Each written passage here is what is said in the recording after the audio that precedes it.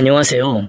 저는 이제 막 40이 된 남자입니다. 여러분은 어떤 계절을 살고 계세요? 사람의 인생을 계절로 치면 봄은 어릴 때, 여름은 막 성인이 됐을 때가 아닌가 싶어요. 가을은 치열했던 삶을 지나 안정 속에서 사는 시기인 것 같고요. 겨울은 서서히 인생을 마무리하는 시기라는 생각이 듭니다. 제 나이 40이고 치열했던 젊은 시절을 막 지나왔어요. 누군가는 아직 창창한 나이라고 하지만 상관없습니다. 전 지금이 참 좋거든요. 혈기 왕성할 땐 사는 게 너무 뜨겁고 숨이 차더라고요. 그리고 그때는 겨울이 참 싫었습니다. 너무 쓸쓸하고 외롭게만 느껴졌어요. 그 혹독한 추위가 좀 너무 냉정하다는 생각도 들었죠. 눈이 오면 포근해 보이긴 하지만 그것도 잠시고 매서운 날씨는 마음까지 얼어붙게 했던 것 같아요. 사실 전 15살 때까지 한국의 사계절을 잘 몰랐어요. 기억 속에만 어렴풋이 떠올릴 수 있었죠. 전 6살 때 아빠와 함께 미국으로 떠났어요. 그곳은 사계절이라는 개념이 없이 1년 내내 날씨가 비슷하게 따뜻했죠. 휴가지로 많이 찾는 곳이었는데 전 그곳에서 놀러 다닌 기억은 별로 없어요. 몸이 아파 병원에 자주 들락거렸고 그곳의 소독약 냄새만 기억에 많이 남습니다. 미국에선 늘 외롭고 힘들었던 것 같아요. 워낙 어릴 때 가기도 했고 미국 가기 전에 가장 사랑하는 사람과 헤어져야 했기 때문에 슬프기만 했어요. 전 한국을 떠나며 어머니와 헤어지게 됐습니다. 엄마에 대한 기억은 포근하고 따뜻한 것 하나, 차갑고 즐거운 것 하나가 있어요. 마치 불과 물처럼 그 두 가지의 기억은 절 괴롭히기도 하고 위로하기도 했죠. 아주 어릴 적 작고 아늑한 집에 햇살이 들어오던 날이었어요. 엄마는 저에게 피아노를 쳐주셨죠. 전 엄마 옆에서 즐겁게 노래를 불렀어요. 피아노 선율과 햇살이 아직도 기억이 납니다. 또 하나는 눈이 내리는 추운 날의 기억이에요. 제가 미국으로 떠나기 전 어머니는 제게 목도리를 매주셨죠. 그때 어떤 얘기를 나눴는지 어릴 때라 기억이 잘 안 나요. 엄마는 애써 웃고 있었지만 눈물을 흘리고 있었고 저도 따라 울었죠. 엉엉 울면서 아빠한테 안겨 차에 탔습니다. 그 기억은 크는 내내 절 괴롭혔어요. 그리고 전 미국에 오게 됐고 엄마를 간절히 기다렸죠. 아빠, 엄마 왜 안 와? 왜 우리만 비행기 타고 왔어?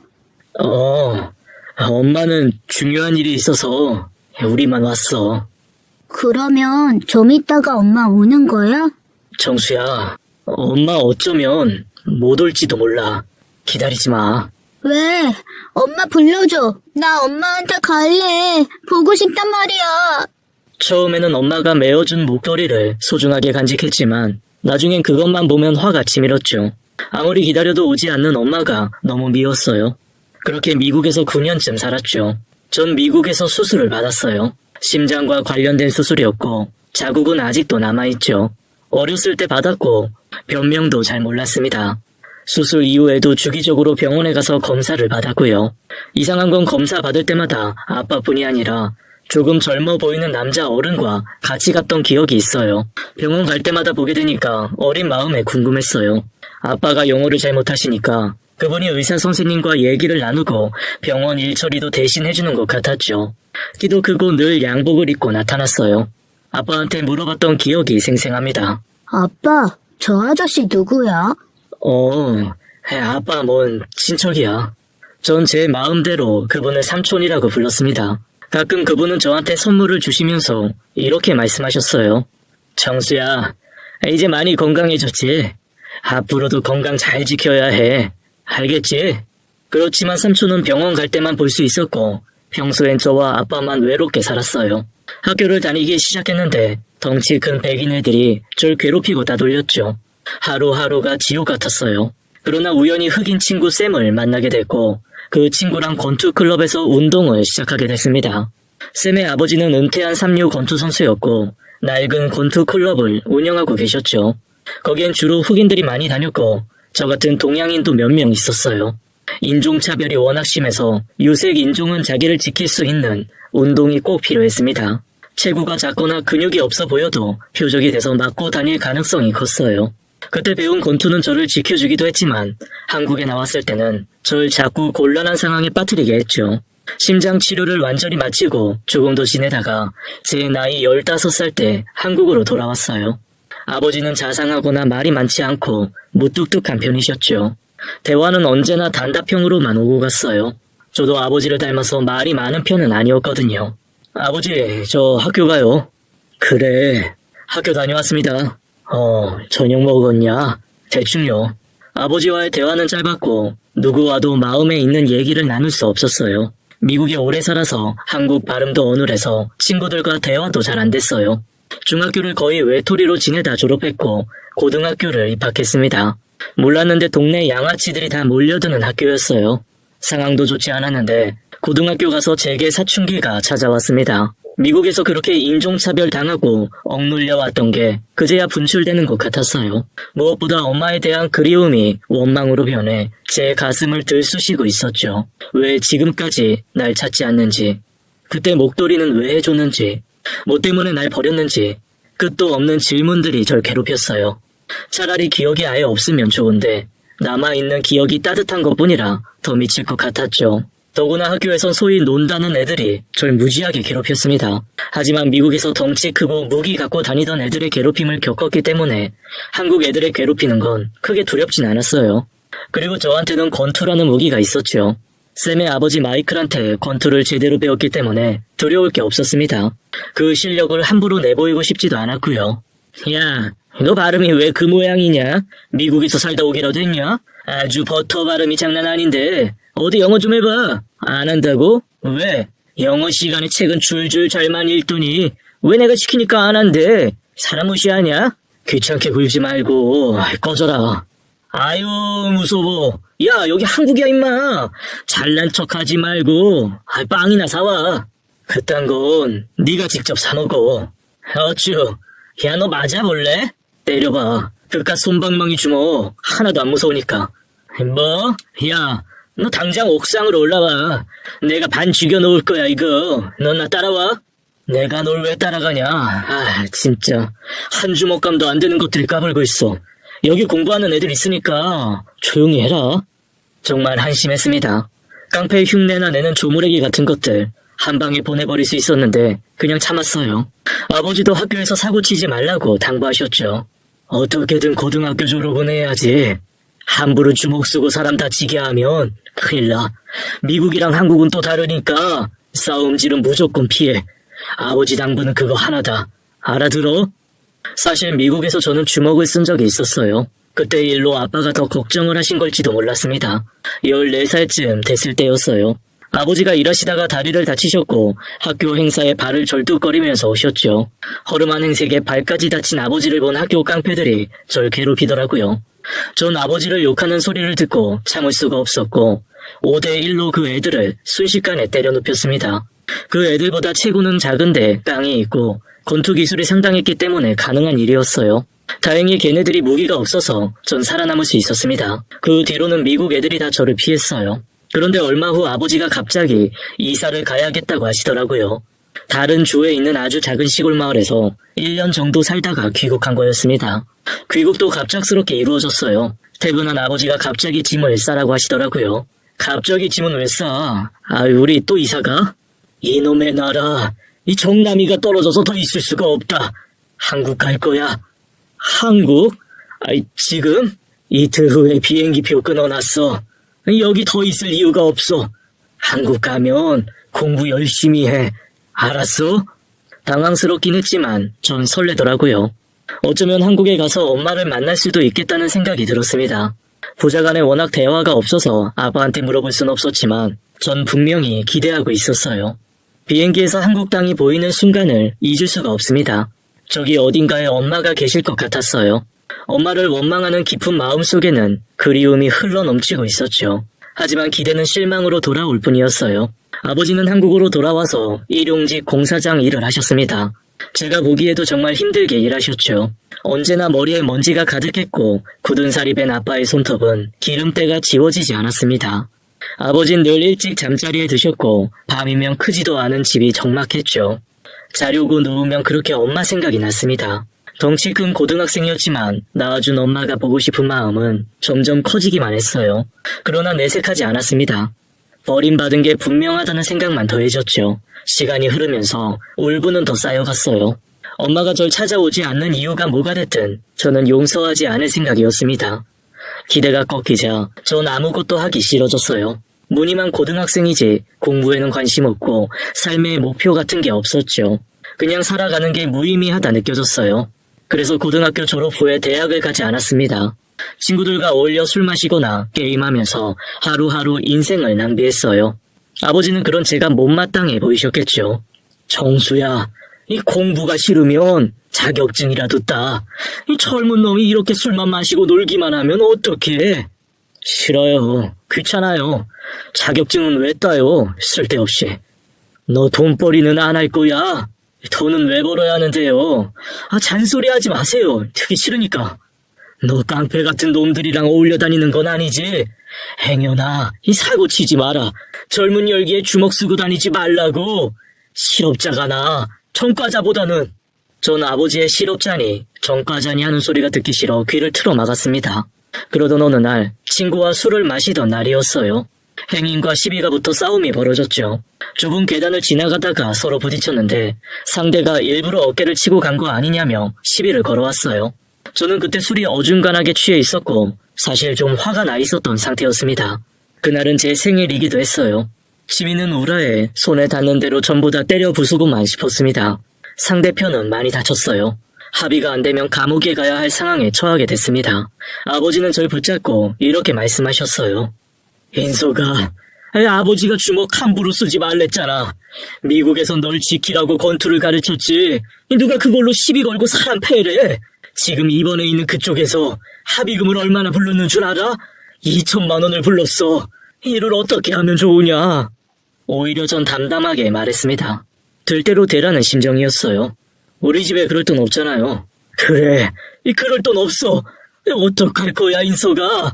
에이씨, 시비는 그쪽도 걸었다고요. 저 그냥 감옥 갈게요. 상관없어요, 어떻게 되든. 정수야, 너 전과자 되면 나중에 뭐 벌어먹고 살 거야. 아버지가 전과자보다는 실업자가 낫다고 했지 않았어. 차라리 방구석에서 게임을 하고 혼자 술을 먹지. 왜 나가서 사고를 쳐? 이미 저지른 일을 어떻게 해요? 그만 좀 해요. 저는 희망이 없었어요. 제 인생에 크게 볕들 날은 올 것 같지 않았죠. 그런데 며칠 후 뜻밖의 소식을 들었어요. 합의가 됐다고 하더라고요. 벌금 내는 선에서 그쳤다. 이 아버지가 적금 깼어. 이번에 합의 잘 된 거 이 천만 다행으로 알아. 대신 앞으로 절대 사람 때리지 마라. 너 전과자 됐으면 어쩔 뻔했어. 그 전과자 얘기 좀 그만해요. 실업자니 전과자니 자꾸 왜 그래요? 내가 되면 내가 알아서 살 거니까 그런 말 좀 하지 말라고요. 왜 내 인생 다 실패한 것처럼 말해요? 아니 이 녀석이 뭘 잘했다고 아버지한테 대들어. 네가 행동을 잘했으면 아버지가 그런 잔소리를 했겠어. 아버지, 저 버림받은 자식이에요.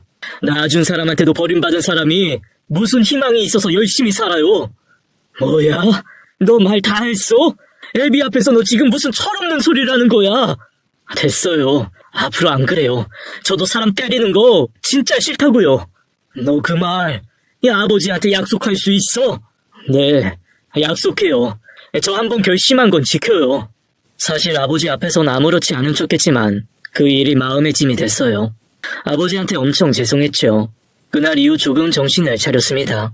더 이상 술 먹고 싸우고 게임만 하는 삶은 집어치워야겠다는 생각을 했어요. 전 아버지 일하는 곳에 따라 나가기로 했습니다. 마음 잡고 할 수 있는 걸 하나씩 해보기로 한 거였죠.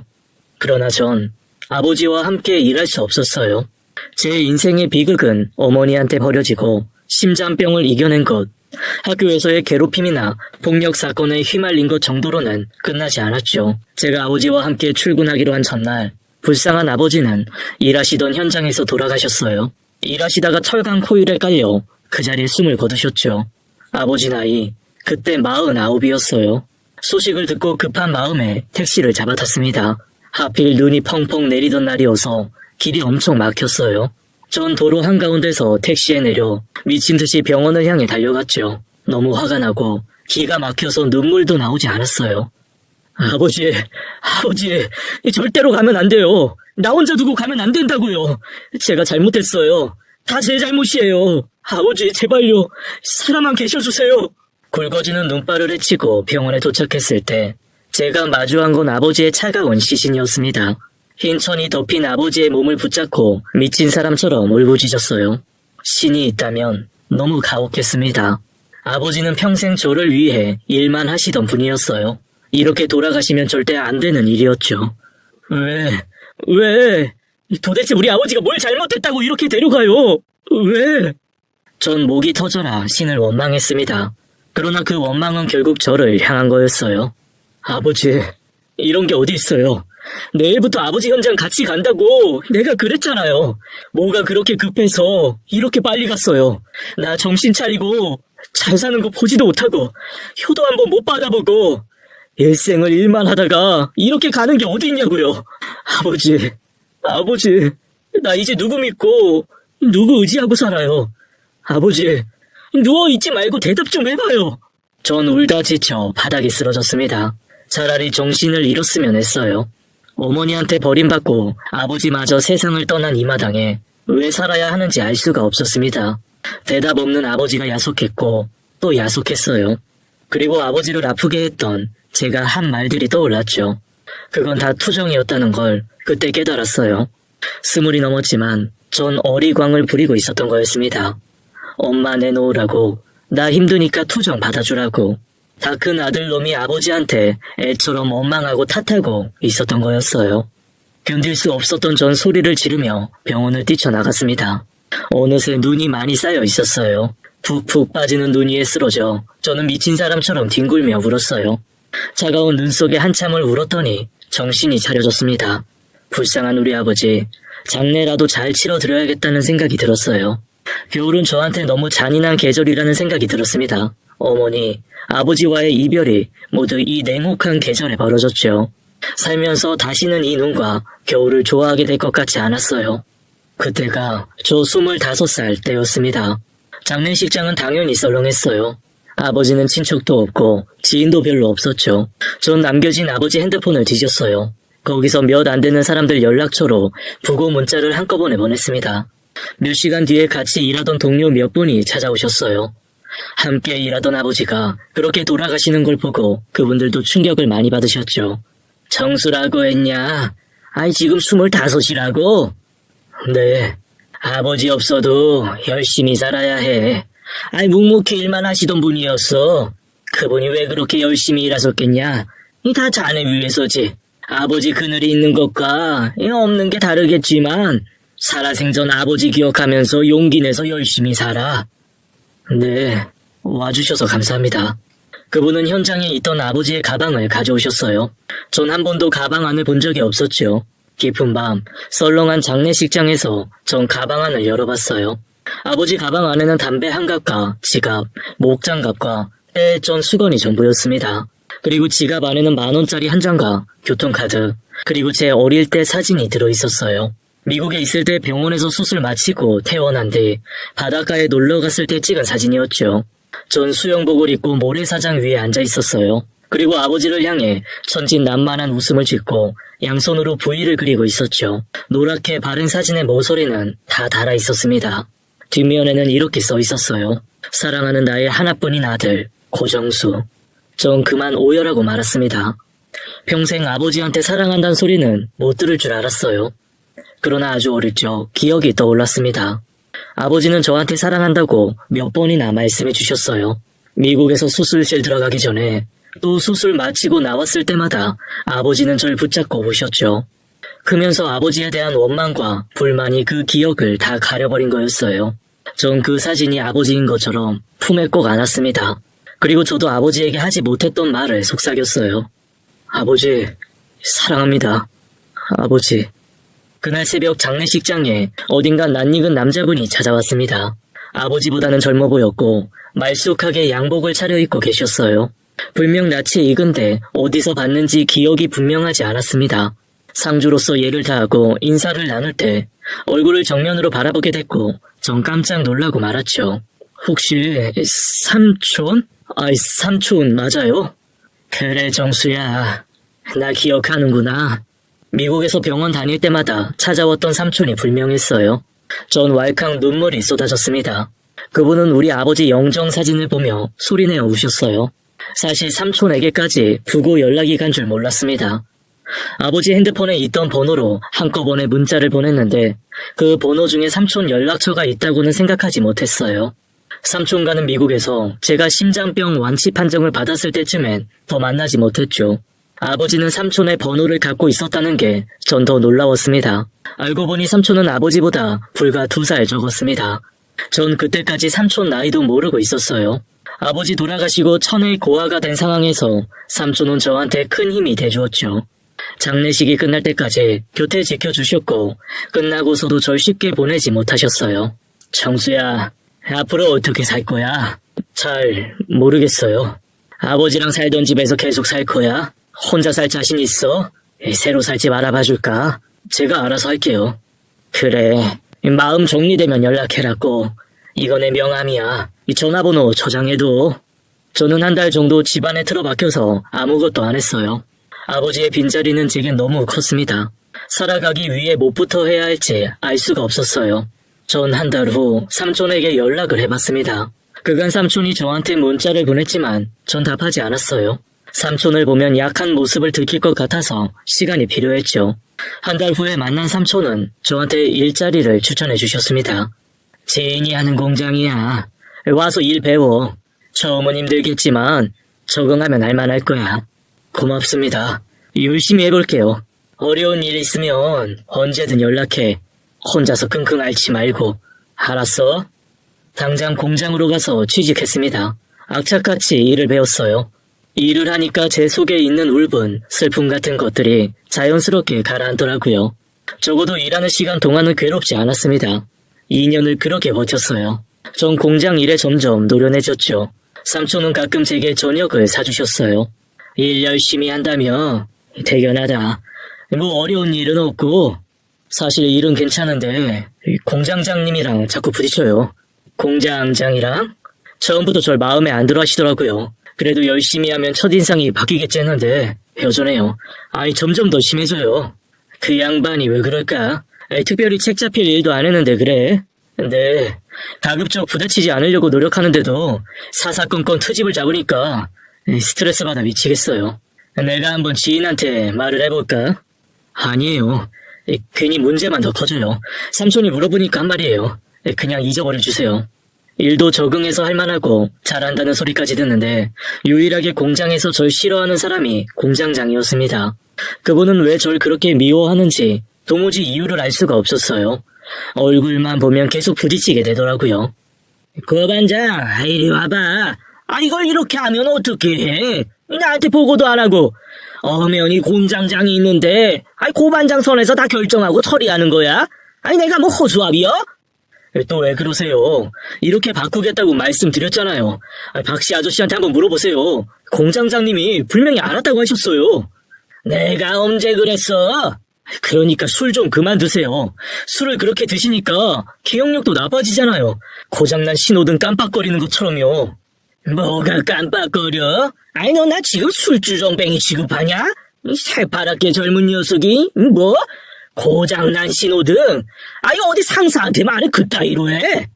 정말 어지간히 하면 참겠는데 도가 지나치더라고요. 전 공장장이 술 마시고 공장에 오는 게 너무 싫었습니다. 취하지 않았을 때는 그래도 말이 통했는데 일단 술이 들어가면 이 자식 저 자식 하면서 절 힘들게 하더라고요. 그리고 사건이 벌어졌죠. 그날도 공장장은 대낮부터 술에 취해 나왔습니다. 멀리서 오는데도 술 냄새가 확 끼쳤죠. 전에 직원들끼리 한 얘기가 있었어요. 사장님이 안 나오는 이유가 건강 때문이라고요. 대신 공장장이 사장 대행을 하기 때문에 밉보이면 좋지 않다고 했죠. 사장님이 병중인데 공장장까지 저러면 돼요? 고반장이 좀 참아. 공장장 그렇게 나쁜 사람은 아니야. 저렇게 큰 소리 치는 사람들이 오히려 다루긴 쉬워. 고반장이 너무 뻔뻔하게 나오니까 둘이 부딪히는 거야. 공장장이 연장자고 책임자니까 고반장이 좀 부드럽게 말하면 안 될까? 보는 우리도 조마조마해 죽겠어. 왜 저한테만 그러세요? 저도 진짜 괴롭다고요. 일하는 2년 동안 한 번도 보지 못한 사장님이 얼른 병을 떨치고 나왔으면 좋겠다는 생각이 들 정도였어요. 아무튼 지금은 공장장이 이곳의 실질적인 책임자였습니다. 그날도 술에 쩔어서 나와서는 제 라인에 와서 다짜고짜 트집을 잡더라고요. 고반장, 이거 불량이잖아. 2년 꽉 채우고 이제 3년째 들어가면서 이런 실수를 하나? 이럴 거면 반장 딱지 때 일을 이렇게 대충 하면 어떡해? 공장장님 제대로 보세요. 아니, 지금 술 취하셔서 초점이 안 맞으셔서 그런 거잖아요. 이거 불량 아니에요. 실수 아니라고요. 아무리 봐도 불량이 아닌데 공장장은 자꾸 뭐라고 하더라고요. 이 건방진 자식, 너 백 믿고 나 우습게 보는 거지? 나한테 백이 어디 있어요. 사장 얼굴도 못 본 사람한테 왜 자꾸 억지를 부리는 거예요? 아니긴 뭐가 아니요. 제품도 엉망으로 만들면서 어디서 큰 소리야? 진짜 못해먹겠네. 왜 날 못 잡아먹어서 안달이에요? 어디 오늘 결판 냅시다. 결판 내자고요. 어쭈 결판? 아니 너 나한테 대드냐? 이 머리에 피도 안 마른 놈이? 야, 내가 오늘은 그냥 못 넘어간다. 이 젊은 놈의 자식 버릇을 고쳐줘야겠어. 급기야 공장장은 절 때리려고 하더라고요. 엉겁결에 날라오는 손을 잡았습니다. 공장장은 깜짝 놀라는 신용을 하더니 이놈이 사람 치려고 한다면서 오히려 저를 때리더라고요. 전 아버지 살아생전 폭력 사건에 휘말린 뒤로 절대로 주먹을 쓰지 않겠다고 다짐하고 있었어요. 그래서 공장장을 때릴 생각은 손톱만큼도 없었습니다. 방어 차원에서 공장장을 살짝 밀었는데 그 사람이 오버해서 넘어지는 척 하더니 죽는다고 고래고래 소리를 지르더라고요. 경찰! 경찰 불러!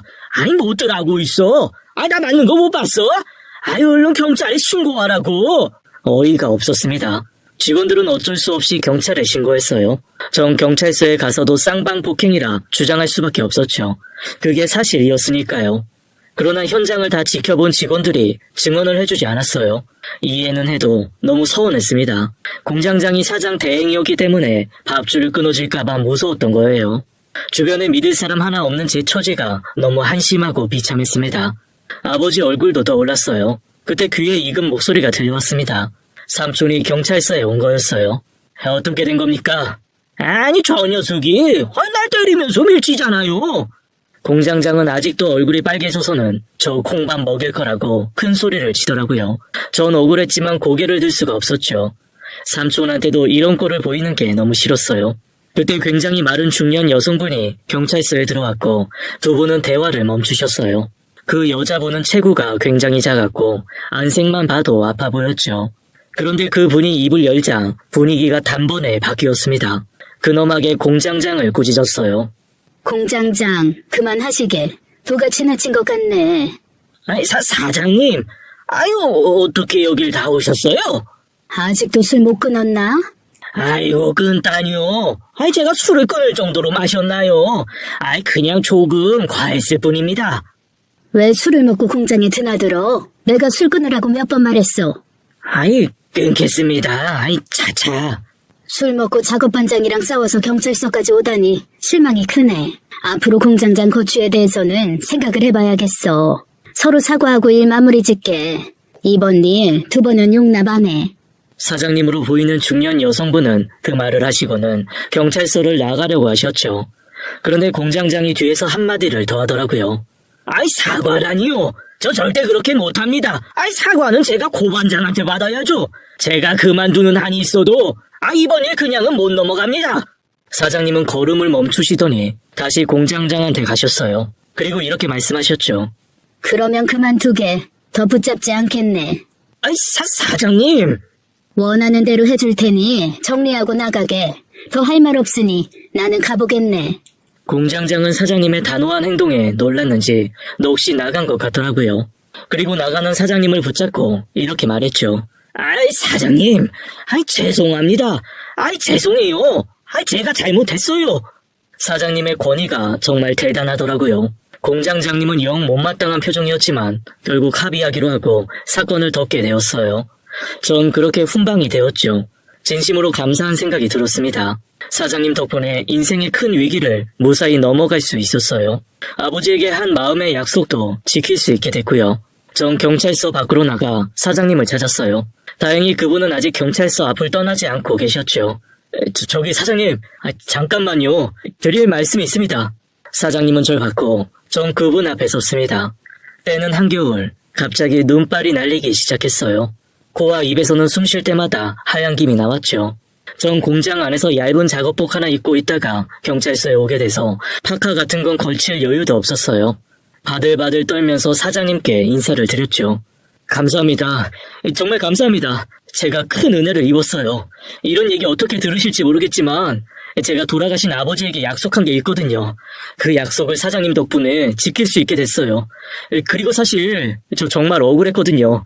훈방 조치로 끝나게 된 거 다 사장님 덕분입니다. 저는 진심으로 감사한 마음에 그분께 허리를 숙여 인사를 드렸어요. 제가 떨고 있으니까 사장님께서는 자신의 목도리를 풀어 제 목에 걸어주셨습니다.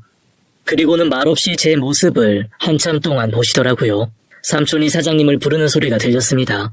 날이 추우니 차에 얼른 타라고 하시더라고요. 삼촌이 먼저 차에 타고 시동을 거는 소리가 들렸습니다. 그때였어요. 옛날에도 비슷한 일이 있었던 기억이 불현듯 떠올랐죠. 저도 모르게 그날이 생각난 거였어요. 한겨울 누군가 차에 시동을 걸고 있었고 어린 제게 엄마가 목도리를 해주셨습니다. 미국으로 떠나는 바로 그날에요. 울부짖는 저는 아버지에게 안겨 차에 탈 수밖에 없었고 그렇게 엄마와 헤어지게 됐죠. 어디서 많이 본 것 같은 얼굴의 사장님은 믿기 어렵게도 우리 엄마와 너무 닮아 있었어요. 너무 마르셨지만 큰 눈과 인매가 꼭 우리 엄마였습니다. 갑자기 가슴이 뜨거워지면서 목이 메어왔어요. 저도 모르게 입에서 그 말이 나왔어요. 엄마? 엄마? 엄마라는 소리가 너무 뜨겁고 무거워 목구멍이 타는 것 같았습니다. 그때였어요. 사장님의 얼굴이 순식간에 일그러지더니 눈물을 흘리기 시작하셨습니다. 말 한마디 없으셨지만 그 눈물로 전 제 부름에 대한 대답을 알 수 있었어요. 어려서부터 감추며 살았지만 언제나 엄마가 그립고 또 그리웠습니다. 한편으론 날 버린 사람이라는 생각에 미움도 많았어요. 그런 엄마가 제 눈앞에 서 계셨습니다. 미칠 것만 같았어요. 좋은 감정보다 나쁜 감정이 훅 치고 올라왔죠. 왜 미국에 안 왔어요? 왜 날 버렸어요? 내가 얼마나 기다린 줄 알아요? 너무너무 보고 싶고 그리울 땐 연락 한 통 없더니 이제 왜 나타났어요? 왜요? 버릴 땐 언제고 이제 와서 이런 짓을 하는 건데요. 저는 엄마가 메어준 목도리를 풀어서 바닥에 뱅겨쳤습니다. 다 필요 없어요. 이제 와서 이렇게 된 마당에 엄마 노릇은 왜 하려는 건데요? 버린 아들 억울한 꼴 당하는 거 보니까 불쌍했어요? 나 이렇게 사는 거 보니까 속이 시원해요? 제 울부짖음에 엄마는 저한테 다가오지도 못하고 오열을 하셨죠. 그리고 무슨 말씀을 하시려다가 그대로 쓰러졌습니다. 상황을 지켜보던 삼촌이 어머니께 달려가더니 이렇게 외쳤어요. 누님, 누님! 정신 차려보세요! 전 너무 놀라 얼이 빠져버렸습니다. 엄마는 바로 근처에 있는 대학병원으로 가시게 됐어요. 저도 삼촌을 따라 동행했죠. 병원에서 좀 믿기 어려운 얘기를 들어야 했어요. 엄마가 폐암 말기로 투병 중이셨어요. 여기서 입원 중이던 분이 제 소식을 듣고 무리해서 나온 거였죠. 병원에서도 엄마는 의식을 찾지 못하셨습니다. 겨우 만난 엄마까지 위중한 병에 걸리셨다니 믿을 수가 없었어요. 보호자 대기실에서 제가 그동안 삼촌이라고 부르던 분과 얘기를 나눌 수 있었습니다. 네 마음도 이해 못하는 건 아니야. 근데 엄마도 정말 불쌍하신 분이야. 엄마 깨어나시기를 간절히 바라보자. 누나도 꼭 그러고 싶을 거야. 이제 와서 왜 나타난 거예요? 얘기가 길어. 그런데 삼촌은 진짜 엄마 동생이에요? 왜 말 안 했어요? 미안하다. 그동안 사실을 감추면서도 마음이 편치 않았어. 누나는 나를 통해서 늘 네 소식을 들었지. 네 엄마와 나 친남매 맞아. 다 솔직하게 말해주세요. 저 어릴 때 미국에서 치료받을 때도 항상 삼촌이 병원에 왔었잖아요. 아버지도 다 알고 있었던 거죠. 그래, 이제는 너한테도 모든 걸 말해줄 때가 된 것 같다. 삼촌은 엉킨 실 뭉치를 풀어나가듯 제게 처음부터 다 이야기를 해주셨어요. 돌아가신 아버지와 지금 병석에 누워 계신 어머니는 젊은 시절 서로 사랑하는 사이였다고 했습니다. 결혼까지 원하셨으나 집안 반대가 워낙 심했다고 했어요. 아버지는 가난한 집 아들이었고 어머니는 엄청난 부잣집 딸이었는데 외가 쪽에서 아버지를 결사반대하셨다고 했습니다. 외할아버지가 크게 반대하셨지. 우리 집은 아버지가 한번 불효령을 내리면 집안이 발칵 뒤집혔어. 성격 대단하셨지. 한번 정한 건 절대로 바꾸지 않으셨고 크면서 한 번도 속 썩인 적 없는 누나가 매형과 결혼하겠다고 아버지에게 처음으로 반항을 했던 거야. 아버진 더 분노하셨고 심하게 반대하셨지. 그런데 누나는 매형을 선택하고 결국 집을 나갔어. 헤어질 수 없었던 두 분은 도망을 가셨고 곧 저를 갖게 되신 거였어요. 그리고 태어난 저를 보면서 가난해도 행복하게 사셨다고 했습니다. 외가댁의 돈, 부유한 생활에 대한 미련도 없이 어머니는 절 정성스럽게 키웠고 아버지와 사이도 좋으셨대요. 그런데 불행이 찾아왔던 거였어요. 갓난 아이였던 제게 태어날 때부터 병이 있었다는 걸 뒤늦게 알게 된 거였죠. 자꾸 입술이 파래져서 병원에 데려갔더니 심장병이 있다는 엄청난 얘기를 들으셨대요. 삼촌은 외할아버지 몰래 부모님 사는 곳에 종종 찾아왔기 때문에 이 사실을 알 수 있었다고 했습니다. 지금은 모르지만 당시 우리나라에서는 치료가 어려웠대. 미국에서는 치료가 가능할지도 모르겠다는 의사들 얘기 듣고 매형이랑 누나가 고민 많이 했지. 미국에 가려면 돈이 많이 필요했거든. 병원비에 수술비만 해도 정말 큰 돈이 들어가야 할 상황이었어. 매형이랑 누나는 가난한 신혼부부였고 돈 구하는 게 힘들었지. 누나는 나한테 울면서 얘기했었어. 우리 정수 가여워서 어떡해. 왜 하필 정수한테 이런 일이 생긴 걸까? 꼭 미국에 데려가고 싶어. 가서 수술받고 치료 잘 받으면 살 수 있대. 그이가 백방으로 돈 알아보고 있지만 그렇게 큰 돈을 갑자기 어떻게 구해? 무슨 방법 없을까? 하루하루 속이 타들어가. 할 수만 있다면 내가 대신 아프고 싶어. 누나, 아버지한테 한번 가서 얘기해보는 게 어때? 누나가 낳은 아기가 많이 아프다는데 아버지가 모른 척 하시겠어? 무서워도 나랑 같이 집에 가자. 가서 아버지한테 빌어봐. 그래야 우리 조카 살릴 수 있잖아. 한 번만 용기 내봐. 그 방법밖에 없을 것 같다. 나도 그 생각 안 한 건 아니야. 그런데 너무 두려워. 정수 아빠랑 헤어지라고 날 집에 가둘까봐 너무 무서워. 그래도 그런 큰 돈을 구하려면 어쩔 수 없잖아. 내가 도와줄게. 날 믿어. 지금은 정수만 생각해. 그렇게 삼촌은 엄마를 외가댁에 데리고 갔고 어머니는 외할아버지 앞에서 납작 엎드려 빌었다고 합니다. 아버지도 그 사실을 알고 계셨대요. 제 목숨이 달린 일이라 차마 어머니를 말리지 못했다고 했습니다. 아버지, 제 아들 정수 좀 살려주세요. 미국으로 가서 치료받고 수술 받아야 살 수 있대요. 제 목숨보다 소중한 아이예요. 제발 도와주세요. 제가 다 잘못했어요. 그러니까 아버지, 제발 한 번만 도와주세요. 애비 말 안 듣고 도망가더니 꼴 좋구나. 그럼 이렇게 해라. 내가 그 아이 치료비 대줄 테니까 둘이 헤어져. 얘는 그 애비라는 놈이 미국 데려가게 하고 너는 다시 집으로 들어와.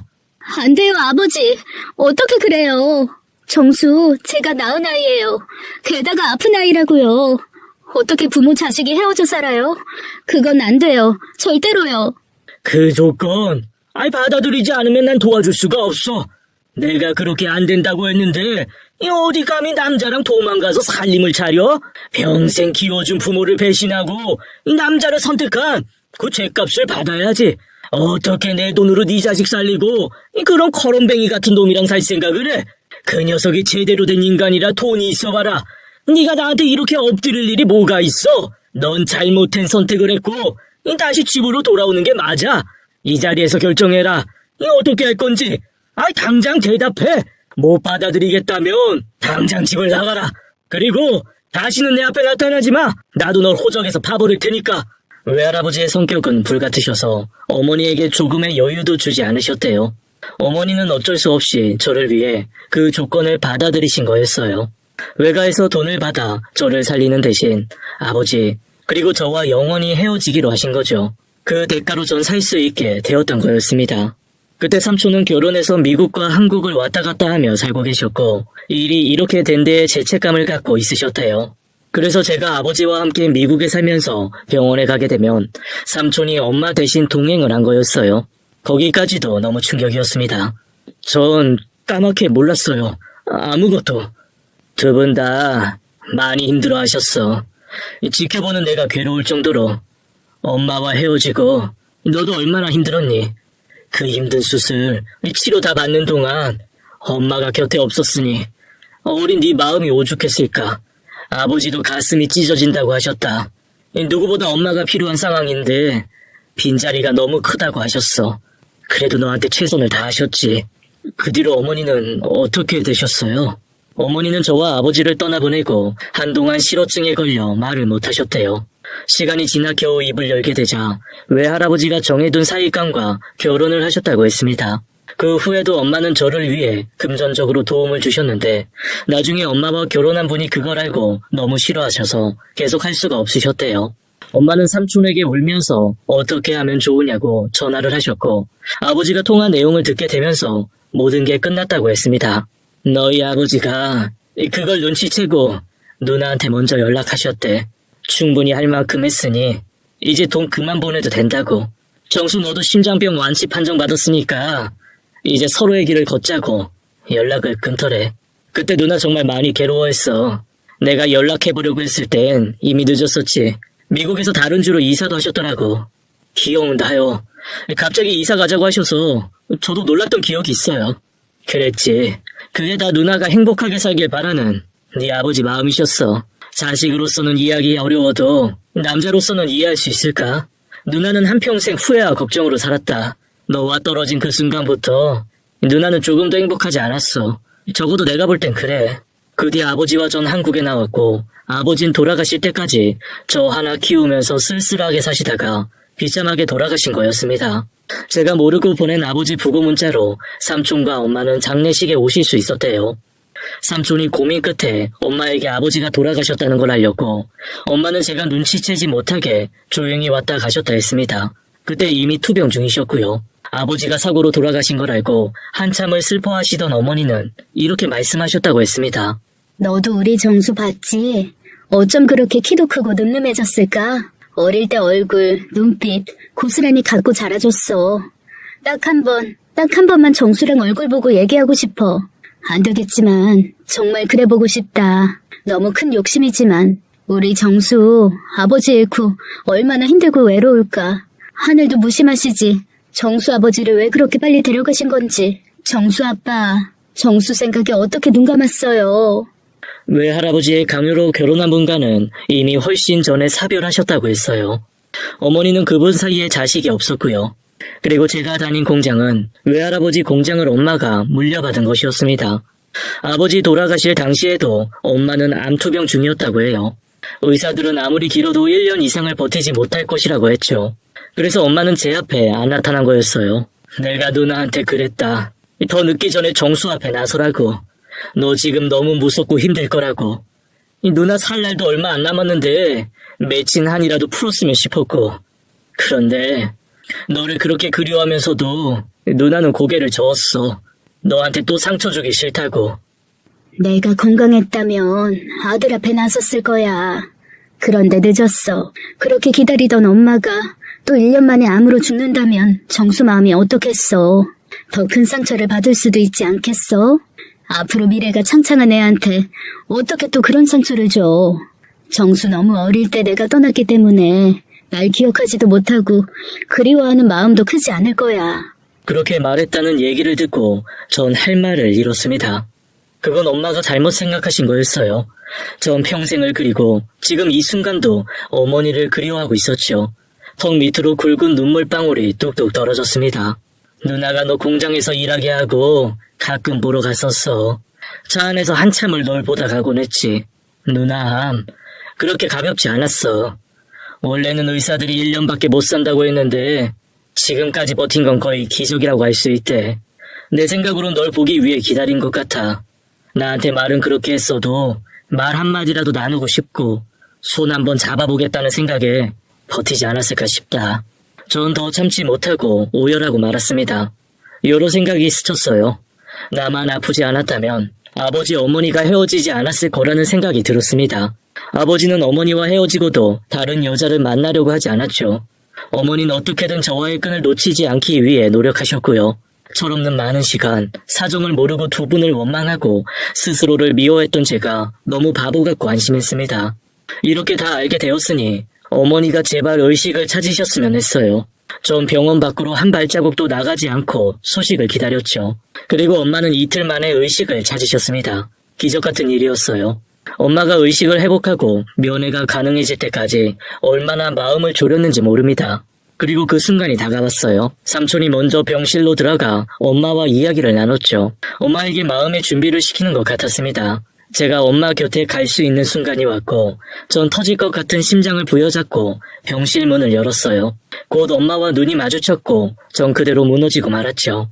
침대 옆에 무릎을 꿇고 앉아 엄마의 손을 잡고 엉엉 울었습니다. 20대 청년이지만 그때만큼은 엄마와 헤어졌던 막 6살이 되었던 그때로 돌아간 것 같았죠. 목이 메어 어떤 말도 할 수 없었어요. 눈물만 뚝뚝 흘리는 저를 보며 엄마도 야윈 두 볼에 폭포수 같은 눈물을 흘리셨습니다. 엄마, 얼마나 불러보고 싶었는지 몰라, 엄마. 정수야, 우리 아가. 미안해. 정말 미안하다. 엄마 꿈꾸는 거 아니지? 우리 아들, 엄마 옆에 있는 거 맞지? 엄마, 왜 이렇게 말랐어? 이렇게 아프면 어떡해? 이제 겨우 만났는데. 엄마, 나 가슴이 찢어질 것 같아. 그동안 엄마 원망 많이 했어. 너무 보고 싶어서 가슴이 터질 것 같을 때마다 엄마 미워했어. 보고 싶은데 볼 수 없어서, 부르고 싶은데 부를 수 없어서 많이 힘들었어. 난 아무것도 몰랐어. 바보같이. 정수, 넌 잘못 없어. 다 어른들 잘못이지. 정수, 네가 이렇게 엄마한테 와준 거 하늘에서 내려준 선물이라고 생각해. 이 선물 엄마가 받아도 되겠니? 내가 널 이렇게 봐도 되겠어? 엄마 잘못 많이 했는데, 우리 정수 마음 그렇게 아프게 했는데. 엄마, 앞으로 건강해져서 나랑 같이 살자. 꼭 그렇게 하자, 엄마. 미안해, 엄마. 내가 아프게 태어나지만 않았어도 우리 같이 살 수 있었을 텐데 다 나 때문이야. 아니야, 그런 말이 어디 있어. 착한 우리 아들, 엄마가 잘못했다. 엄마까지 네 앞에 나타났다가 죽게 되면 네 상처만 더 커질까봐 걱정했어. 이렇게 그리워하는 줄도 모르고 바보같이 울고만 있었어. 아버지 그렇게 가시고 혼자 얼마나 외로웠을까. 엄마는 끝까지 죄만 짓고 가는구나. 가긴 어딜 가. 가지 마. 엄마 병 꼭 나을 거야. 나 절대로 혼자 두지 마, 엄마. 나만 두고 가지 말라고. 엄마는 제 눈물을 연신 닦아주셨어요. 젖은 엄마의 손을 전 꼭 잡고 제 뺨에 대어보았습니다.